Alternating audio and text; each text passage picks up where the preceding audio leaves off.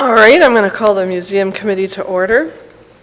I'll ask if anybody has a pecuniary interest to declare it now or further down the agenda. No delegations, but we'll move to 2 action items, starting with the 5-year capital budget. Okay, well, thank you. The 5-year capital budget is before you. You'll see that it's somewhat similar to last year's in terms of the categories that we're looking at. So we've been on this process working through our strategic plan and also our plans to reposition and redevelop the gallery space. And basically, within the exhibit area within the museum from when it reopened in 2005. So it's really an exciting time because we're creating these sustainable structures so that we can change up content within the exhibit areas and also bring more stories, but we're creating the structures in order to make that happen. So in regards to the capital forecast, the 5-year capital forecast, there's a couple of areas that we have in particular noted in the report. The first is a repayment to the working capital, and that repayment was, if council remembers, due to the matching funds on the CDF grant and also some funding for the Capital Coastline Captivating Coastline exhibit. And unfortunately, we've been unable to repay that the last few years with budget constraints. So we're hoping that we'll be able to pay at least a portion of it as we move forward. And we're still going through our operating budget as well. Capital assets to reserves, what we're looking at projecting, again, we're still trying to keep that $25,000 into building reserve and also the van replacement because we did purchase the van in 2014 and have not been able to put money to reserve. So we're hoping that we'll be able to put some money towards reserve in that area as well. And then our most iconic and largest artifact is the 1878 schoolhouse, and although the building is still in amazing shape, there are some areas that we need to pay particular attention to in the next few years. We've been fortunate enough to hold off on the shingle replacement. And depending on weather and a number of other factors, we have been able to do some patch work there. But at some point, we will need to do a shingle replacement, and we're looking at projecting that to 2019. The front staircase of the 1878 schoolhouse is in need of repair, so we're hoping that we would be able to do that in the 2017 budget. And the bell tower is a bit of an issue for us in regards to the fact that it is not an easily accessible space. We do know that there has been some bird activity up there, and we have had John Van Delden, Health and Safety, come and look at it for us because we were initially thinking that it would be an enclosed space area that we might need some assistance with. And in doing that, we've noticed that in order for us even to get in there and to kind of make it safe, we need to do some additional work in that area as well. So we are projecting a cost to go in and do some work in the bell tower itself. Some of the additional projects that we have in there, we've been really fortunate. The carpeting has worn extremely well, but we are projecting that we would start to do some tile replacement 2019 to 2021. And there aren't very many carpeted areas in the museum, and we do have an annual, our annual cleaning, steam cleaning and things of that nature is helping, but we do know that we will have to, we'll have to replace at some point, and we'll do that in a phased approach. We wouldn't do all the carpeting at the same time. The biggest cost area really around the museum proper is in regards to the exhibit development work that we are doing. So what we're projecting for 2017 through 2018 is a series of kind of projects from an exhibit standpoint. The first one that would open in June of 2017 ties in, of course, with the 150th.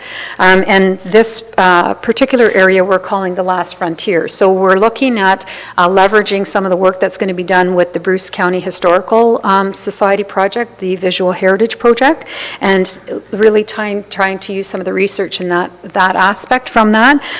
But this structure in particular, the one that our exhibit designer has costed out, is a 2-level structure. So people would be able to access it off the mezzanine level and on the main level as well. So we're looking at potential funders for that right now to assist with the cost in that. The other 2 that I've mentioned in regards to some work being started in 2017 for completion in 2018, one which I have mentioned before is our past, present, and future. Saugeen Ojibwe Nation. We were able to go back to our plans that we had from the original budgeting of that exhibit area, and we have costed out a different exhibit in that area, still doing very much what we intended to do, which was make the area interactive, make it very cohesive in terms of a timeline to be able to tell that story appropriately. And the cost of that, we have managed to get that down to just under 131,000. Currently, both OPG and Bruce Power have the submissions, and we are looking at finding out within the next month or so. They've both given us very positive feedback in regards to the cost structure. We're looking at 60,000 from both of them over a 2-year split. So we would take the time to do a lot of the work up front, but then there's timelines in regards to when we could actually go in and tear down structure and things of that nature. So I anticipate that both of those parties would come on board. We also have a grant into the Canadian Cultural Spaces Fund for the physical fabrication of that exhibit. So with those funders, the grant, if we're successful, and also I have a meeting with SON within the next couple of weeks to see if there will be financial commitment on behalf of both Cape and Saugeen. So we're hopeful that it has taken a little bit of time for us to get there, but I think this is a good plan for us moving forward. The other exhibition that we're looking at is kind of an homage to the train and rail lines, which was an important part of the transportation history of the county.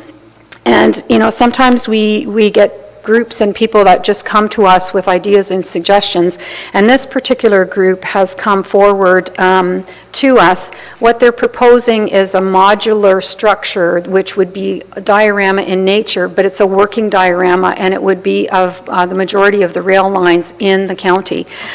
We have already got a commitment of $10,000 towards that exhibition, and I'll be bringing the rest of that report to you in September in regards to moving that forward. But again, the nature of that project would be work would start in 2017 and be completed in 2018. So some of these projects are multi-year just because of the nature of the involvement in the projects. 2019 and beyond, from an exhibition perspective, we're looking at a lower cost, obviously, in terms of permanent structures, because of course all of the permanent structures will be built by that time. So really what we're doing is looking at redoing stories and things like that within the structures, and a bigger emphasis on programming.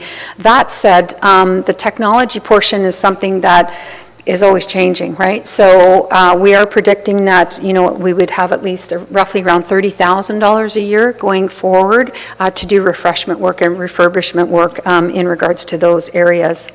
When it comes to miscellaneous, there's a couple of miscellaneous items that I did put in the report as well. One is in regards to accessibility, and while the building is fully accessible, there was another grant that came out from the province in regards to accessibility. So we have submitted a grant proposal and application in regards to that, and it would be in relation to door openers on the accessible washrooms. So again, the washrooms are accessible. This would just make it easier for people to access those washrooms. And the grant particularly right now funds up to, well, our portion would be 35% of the cost. So we will put that in the budget, our 35% for 2017, and wait to hear back on whether or not we're successful for that. And then there's a couple of other just railing on the roof and the large format scanner in regards to other capital costs that we foresee for 2017. Okay, so any questions? I'd be happy to answer any questions on the capital. Any questions at all for Kathy? So the recommendation is that the 2017 and 2021 museum capital budget be received for consideration in conjunction with the 2017 operating budget. I have a mover and a seconder. Robert moving and second. Any questions? David? No, you got a second. I got Ann on the second. How about all in favor? Thank you, that's carried. Okay, so the next item on the agenda is a partner agreement, and it's in regards to something called the Cultural Access Pass. So the Institute for Canadian Citizenship has come out with this pass. It's been in existence for a few years, but basically what the pass does, it allows new Canadians or new citizens to take out this pass for a one-year period, and any of the attractions that are associated with the pass, they would then get free admission into that attraction by using this pass. So the pass is for the individual, not for the family. I had looked at this last year, and I thought it was an appropriate thing for us to start getting ourselves involved with. Two of the things that really are important about this pass is one way to get new Canadians in our area understanding our history, and what a better place to go than the Bruce County Museum and Cultural Centre. So we had, with them getting in free and bringing their family, our hope is that they would learn more about the county, but then they would also become engaged as museum members in a long-term process and be involved in more of the programs and events and things of that nature. The other thing about this pass is it's national, so we will be put on their website, and we are one of the national partners. So I think it's really good for us to showcase and to be leaders in this area when it comes to rural museums getting involved. Currently, the only other attraction within the Grey Bruce district is the Tom Thompson. So we would be one of the first county museums in the region to be engaged in this program. There is no cost to us to do it at all. The MOU, we just made some adjustments with the MOU because there was a component of French in there. We have taken that out because we're not able to provide services in French, but I think it's a great opportunity for us to reach out to new Canadians and really engage them at a different level. So. It's a great idea. Anybody have any questions on that? So the recommendation is that the museum director be directed to sign the attached MOU with the Institute for Canadian Citizenship for the purpose of having the Bruce County Museum and Cultural Centre become a partner in the National Cultural Access Pass program. Can I have a mover and a seconder? David moves and seconds. No questions? All in favor? Thank you, that's carried. Okay. So the other items on the agenda are in regards to just information items. So there's a report in front of you from Archives, and Anne-Marie's done a great job at just kind of recapping Q2 in regards to activities within the Archives. Of course, one of the biggest events is Archives Awareness Week, and there's a number of partners that engage with us on that level. The big initiative for Archives that has been taking up a lot of time between Archives and Collections is being able to get the collection accessible. Right, so we know that not everybody can come in and view records or see pieces of the collection. So this is a way for Bruce County to continue to make the collection accessible. And as we know, the internet is a powerful tool for that. There's been quite extensive work done in Past Perfect, which is our database, making Past Perfect online. And we do have set goals for how much material we will have online by the end of the year and moving forward. But it is a very great tool for us to at least, most people when they start research, whether it's genealogical or for a piece that they might have. We have lots of people who might get a piece from an estate. They don't know where to look for information. They're coming to our site. So we're seeing people from all over accessing the tools and then calling us when they come to kind of a roadblock where they can't get more information. So you'll see we've also got several more municipal transfers coming through, which is great, and also the number of researchers. And I know they've been very busy with research, especially over the summer months, because lots of people coming in vacationing are also doing research as well. And I think she's also included an interesting Facebook review from someone who, again, the birthplace was Southampton, but then they're living in Michigan or they had moved to Michigan and then ended up in Florida. So it really proves the power of being able to have that kind of information accessible. The next item that we have, and I kind of talked about this a little bit, is just the business report. So those are the three things that are pending right now. The Canadian cultural spaces, all in regards to First Nations at the $66,000, and then the two sponsorships with OPG and Bruce Power. And there'll be more in regards to that report next month as well. And then the last item that is for information is in regards to our programming. So lots of activity happening every day of the week at the museum from a programming perspective. The big thing that's coming up on August 18th is a very interesting performer, singer-songwriter who is doing the talk on the Northwest Passage, but he also does it in song too, so he's very entertaining. So if you're not busy on August 18th, come out and see him. And again, the Women's Institute have been fully engaged with us this summer, so they're back on site at the museum, which is great. They're a valuable resource for us, and they're just adding some real live interpretation to the outbuildings as well for our visitors. So, and that completes the information items. Are there any questions on any of those items?